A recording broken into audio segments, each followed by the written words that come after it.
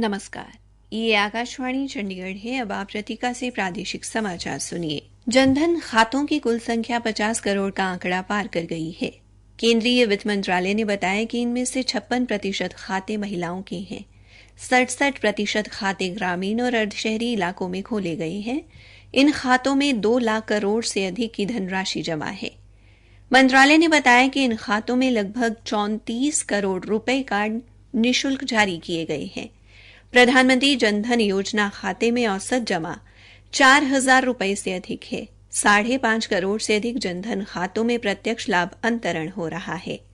प्रधानमंत्री नरेंद्र मोदी ने जनधन खातों की संख्या में महत्वपूर्ण वृद्धि पर प्रसन्नता व्यक्त की है। सोशल मीडिया पर एक पोस्ट में श्री मोदी ने इस बात पर प्रसन्नता व्यक्त की कि इनमें से 56% खाते महिलाओं के हैं।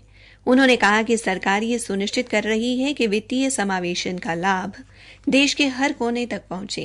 उल्लेखनीय है कि प्रधानमंत्री जनधन योजना वर्ष 2014 में शुरू की गई थी। इसका उद्देश्य देश भर के लोगों को बैंकिंग सुविधाएं उपलब्ध कराना है। हरियाणा के गृह मंत्री अनिल विज ने पुलिस महानिदेशक को गत 1 वर्ष से अधिक समय से लंबित मामलों की रिपोर्ट 15 दिनों के भीतर प्रस्तुत करने के निर्देश दिए हैं। गृह मंत्री ने पत्र लिखकर ऐसे मामलों के लंबित होने के कारणों की जानकारी भी मांगी है। पत्र के माध्यम से श्री विज ने उन पुलिस अधिकारियों व जांच अधिकारियों से स्पष्टीकरण मांगने को भी कहा है जिनके पास ये मामले लंबित हैं। उन्होंने कहा कि राज्य के विभिन्न जिलों में लगभग 3,229 मामले 1 वर्ष से अधिक समय से लंबित हैं और न्याय दिलाने के लिए इसका कारण बताना जरूरी है। हरियाणा के मुख्य सचिव संजीव कौशल ने कहा है कि G20 की चौथी बैठक 3 से 7 सितंबर तक मानेसर, गुरुग्राम व नूंह में आयोजित की जाएगी। मुख्य सचिव ने कल G20 की तैयारियों का जायजा लेने के बाद ये जानकारी दी। इस उपलक्ष्य में आयोजित बैठक की अध्यक्षता करते हुए श्री कौशल ने संबंधित अधिकारियों को राष्ट्रीय राजमार्ग रामपुरा से ITC ग्रैंड भारत नूंह तक सड़क के काम को लेकर आवश्यक दिशा निर्देश दिए। उन्होंने बताया कि G20 की चौथी बैठक के दूसरे दिन हरियाणा की समृद्ध एवं खुशहाल संस्कृति को दर्शाने वाले सांस्कृतिक कार्यक्रम आयोजित किए जाएंगे। मुख्य सचिव ने बताया कि जल निकासी, सफाई, फ्लाईओवर, वॉल पेंटिंग और कर्ब स्टोन की मरम्मत का कार्य किया जा रहा है, जो जल्द पूरा कर लिया जाएगा। हरियाणा के प्रथम व द्वितीय श्रेणी के अधिकारियों को अब पदोन्नति में आरक्षण मिलेगा। मुख्यमंत्री मनोहर लाल के निर्देश पर सरकार की ओर से इस बारे में पत्र जारी कर दिया गया है। राज्यसभा सांसद कृष्ण पवार ने इस फैसले के लिए सर्व अनुसूचित जाति समाज की तरफ से मुख्यमंत्री का धन्यवाद किया।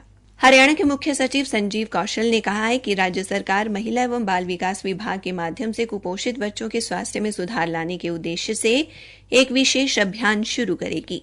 पोषण अभियान के तहत राज्य अभिसरण समिति की 5वीं बैठक की अध्यक्षता करने के बाद श्री कौशल ने कहा कि ये पहल कम वजन और विकास में देरी जैसे कारकों को संबोधित करने पर ध्यान केंद्रित करेगी, जो 6 वर्ष तक की आयु के बच्चों के जीवन को प्रभावित करते हैं।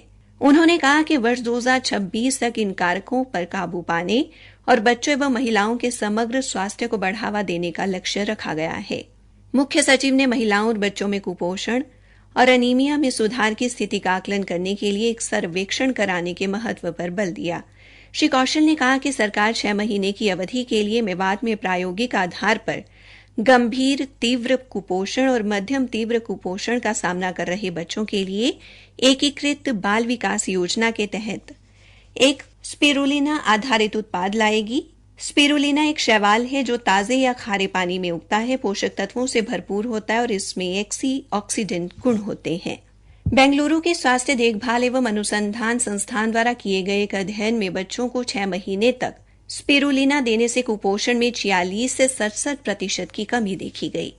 उन्होंने कहा कि राज्य सरकार विभिन्न खाद्य पदार्थों में पोषक तत्वों की मात्रा और इसके लाभों के बारे में जागरूकता बढ़ाने के लिए विभाग के माध्यम से पोषण की पोटली नामक चित्रों पर आधारित गेम शुरू करेगी। इसी के साथ ये समाचार बुलेटिन समाप्त हुआ।